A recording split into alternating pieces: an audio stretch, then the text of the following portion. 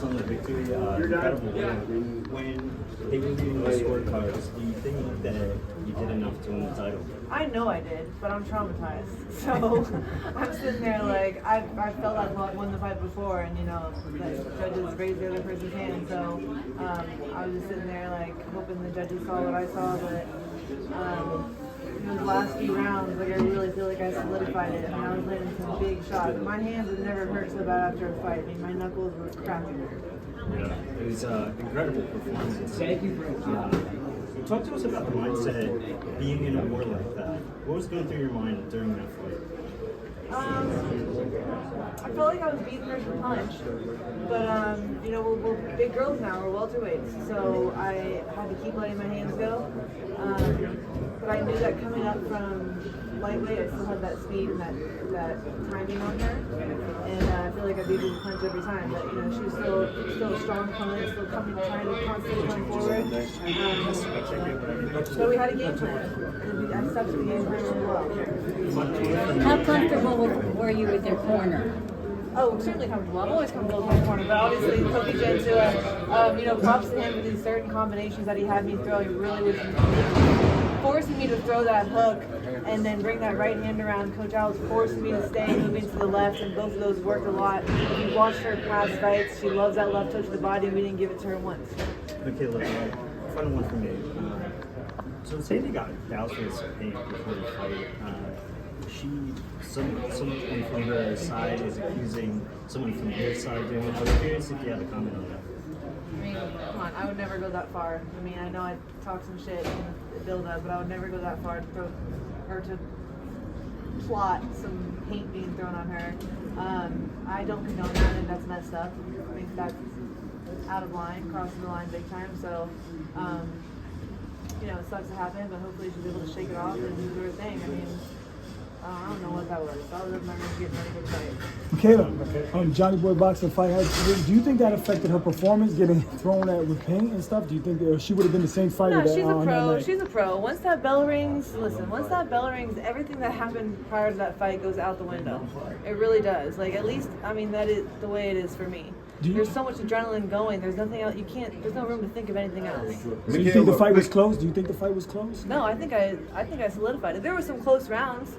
Maybe the middle rounds. How many rounds do you think you've taken in that fight? The majority of 7. Mikaela, scorecards were all over the place on press row, but the one thing everyone agreed on is they want to see it again. It was such a great fight. Everyone wants to see it again. Would you be open to an immediate rematch? Yeah, I'm open to a rematch. We'll talk about it. I mean, I'm gonna do what I want to do though. I want to go look, and there's other champions that I want to fight, and I want to go undisputed. I don't know if I'll give it to her right away. I got the belt back, and I'm gonna call the shot. So we'll just see. Mikaela, talk to us. Congratulations. The reaction to this fight was extremely positive. People calling it the fight of the year. Obviously, Katie Taylor and Amanda Serrano have a lot to live up to now in their rematch. Can you talk about what you guys were able to do tonight, and also did you kind of sense that it was that type of fight as you were going through it? Yeah, but I honestly feel like every fight that I'm in is always such an action-packed fight. But obviously, props to Sandy. She had to provide half of that entertainment, right? Like, she had to be game and go forward, and she did. So definitely, I agree, fight of the year. But I always try and give that in my fights. You're never going to get a boring fight with me. I know you've been in some strong punchers, especially in sparring and that kind of thing. How was she great in terms of in the ring? It was more her body weight. I don't think I don't know. My adrenaline was running so fast. There was never a moment where I felt hurt, but definitely a strong opponent. She's obviously a great fighter. That was a super fun fight, super action-packed fight. I give her the props, but I still think it will. Milcar? Yeah, hi, Mikaela. Talk to us about the strategies in the ring tonight. You did keep it outside and were effective on the inside, but you were also willing to trade and go to battle on the inside. Where do you felt you had more success, and what was your plan going into the fight tonight? I think everyone always expects me to bang it out in the pocket because I've done that probably since the Hamadouche fight.